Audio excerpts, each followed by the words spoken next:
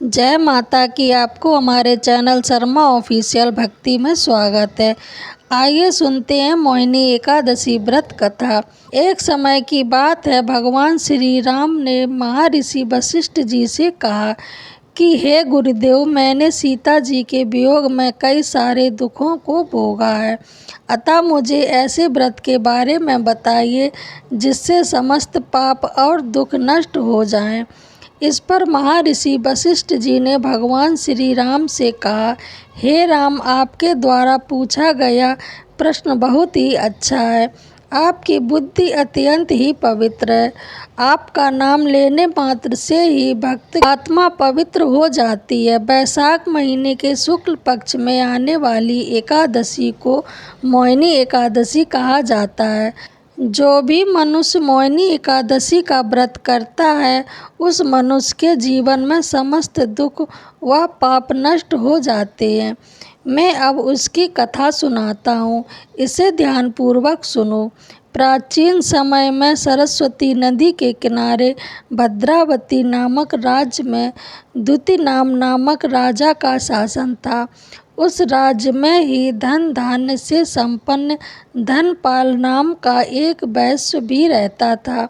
वह भगवान विष्णु का बहुत ही बड़ा भक्त था। संपूर्ण भद्रावती नगरी में कई सारे कुएं, धर्मशाला, भोजनालय, सरोवर, प्याऊ आदि का निर्माण एवं सड़कों पर आम, नीम, जामुन इत्यादि विभिन्न प्रकार के कई पेड़ भी लगाए थे।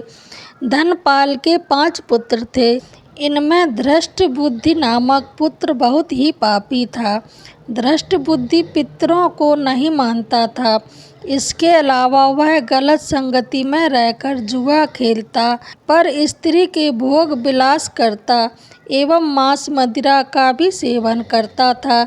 इसी प्रकार गलत कामों में वह अपने पिता के धन को नष्ट कर रहा था। जब पिता को इन सब के बारे में ज्ञात हुआ तो उन्होंने परेशान होकर धृष्टबुद्धि को घर से निकाल दिया।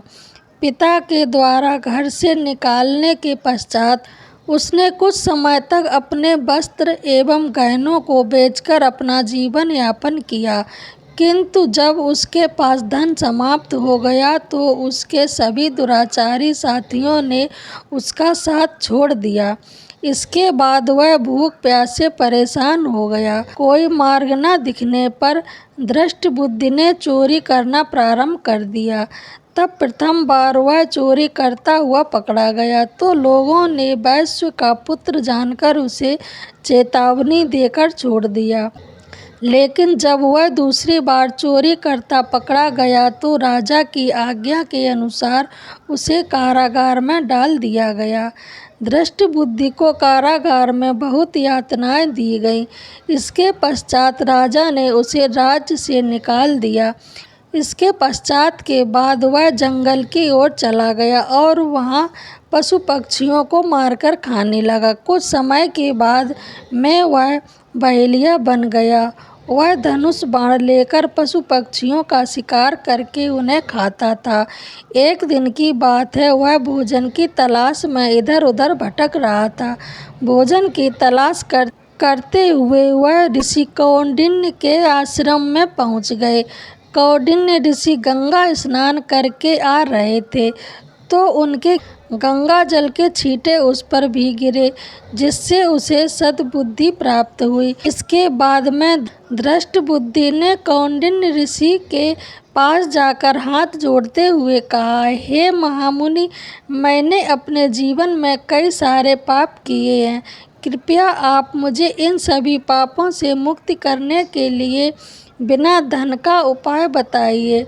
धृष्टबुद्धि के ऐसे वचन सुनकर ऋषि उनसे प्रसन्न हुए और उससे कहा कि तुम वैशाख माह के कृष्ण पक्ष में आने वाली मोहिनी एकादशी का व्रत करो। इस व्रत को करने से मनुष्य के पर्वत के समान पाप भी नष्ट हो जाते हैं। ऋषि के मुख से यह बात सुनकर वह बहुत ही प्रसन्न हुआ और उसके द्वारा बताई गई विधि के अनुसार उसने मोहिनी एकादशी के व्रत को किया।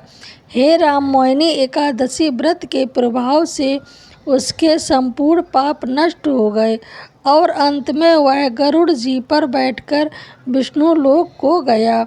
इस व्रत को करने से सभी प्रकार के मोह से छुटकारा मिलता है। इस व्रत कथा के महात्म्य को पढ़ने अथवा सुनने से 1000 गायों को दान करने के समान फल प्राप्त होता है। मोहिनी एकादशी व्रत का महत्व।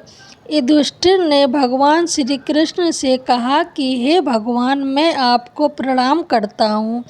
मैंने आपके द्वारा वैशाख महीने के कृष्ण पक्ष में आने वाली एकादशी, जिसे वरुथनी एकादशी भी कहा जाता है, उसके बारे में संपूर्ण विस्तार से सुना है।